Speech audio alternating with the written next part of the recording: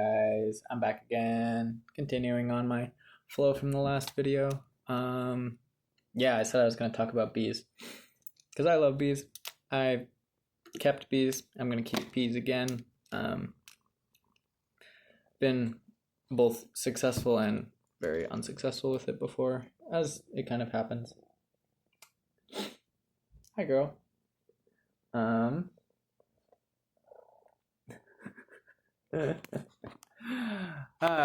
Bees. So we all know bees are important. We all know that having pollinators means that we continue to eat, and we all know that. But what I like about bees that people don't really talk about very much, or most people may not even know, is that they are almost exclusively all female in the hive. So that's like 60,000 women-ish, give or take, living together. Sorry, I have moonbeam hair in my nose. Living together in a hierarchical society, and man, they pull it off. Like, I don't know if you've ever like seen videos or like looked at the inside of a beehive yourself, but everything's so organized. Like, oh my god, they have it down. And like, whew, if we could organize our society half as intelligently as they've got theirs, wow, things would be so efficient. We'd get so much done. But no, we all want to do it our way. And then we elect people who marginally think like we do. But I'm not going to get into that because that's a can of worms that I try and never open with people. But yeah, so a matriarchal system of thousands and thousands of creatures. It's like matriarchal and almost exclusively female too. And I mean, if you know anything about drones, they're the only males in the hive, and they kind of serve one purpose. And honestly, kind of a diss to the males.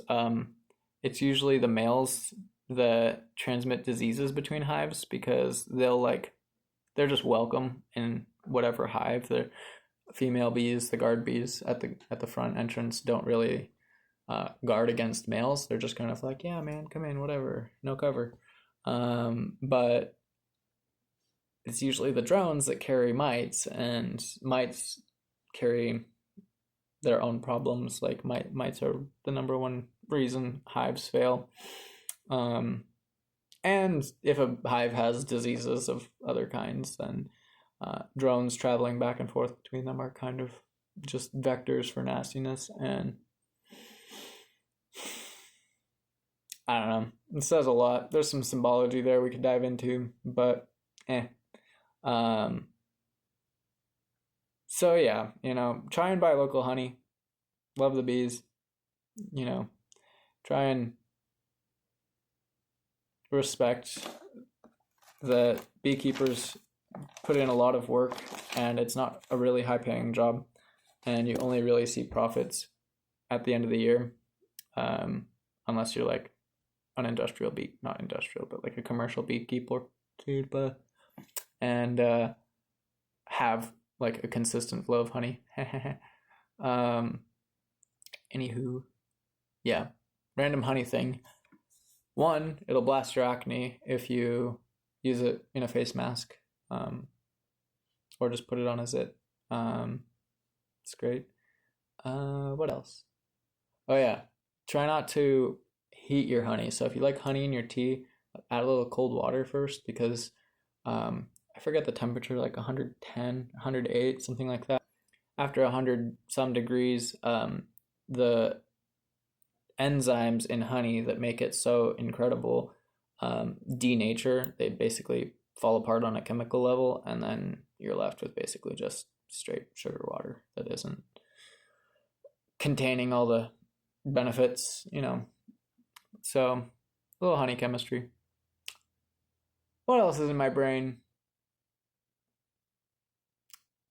I'm really trying hard to self-start a lot of this because I just, when people are like, hey, I have this going on, or I want to talk about this, I'm like, oh, great, cool, here's everything in my head. Like, there's so much in my head, but to self-start that, I'm like, I'm practicing that. So, like, if someone asked me, like, fuck. See, that this is it. I'm like, what questions might people ask me, or like, what have I been asked before? And I'm just like, crickets. Like, it's spontaneous. It happens. I basically forget about it. I remember information, but I don't remember sharing the specific bits until the moment comes and, like, you know,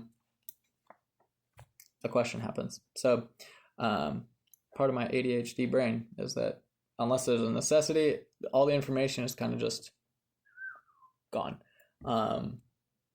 So here's one. Hormones. We all got them. We all need them. Without them, we don't have fucking anything. So one of the best remedies or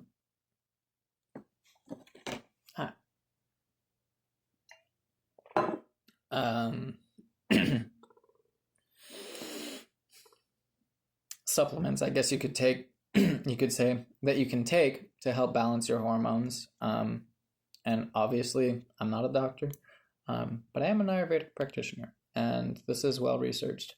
Ashwagandha, especially for men, helps balance your hormones and help your body stay at a good place. Also, if you take ashwagandha as a man or a woman, it can help build muscle, similar to creatine. That's a much less researched thing, but ashwagandha is great, especially if you're physically active, especially this time of year when we tend to get down in the, cloudy days with very little vitamin D, and our hormones are struggling to keep up. For women, there's this herb called shatavari, which is literally like a goddess herb. Like that like what it does in the female body is it helps regulate progesterone and estrogen, as well as testosterone and I know there's one more, but yeah, especially if your hormonal cycle is not so in sync, taking shatavari by itself, or with ashwagandha, or with maca, or what's the other one? There's some other ones. Send me a message if you're interested, and I'll make a video about it.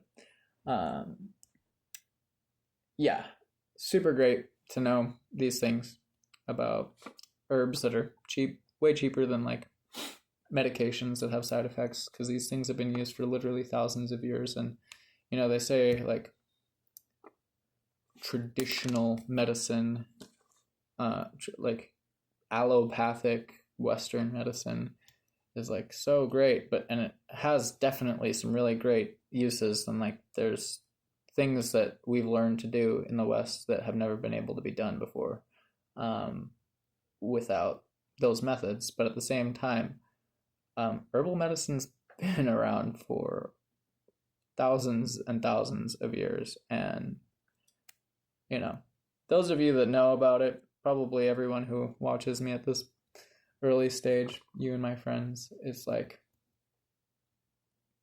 I'm biased to try a less invasive approach to your health first. Yeah, so drink your water, take your herbs, do research, try and find what works for you. Look for multiple sources on things. Don't just trust people at their word. Definitely don't just trust me at my word.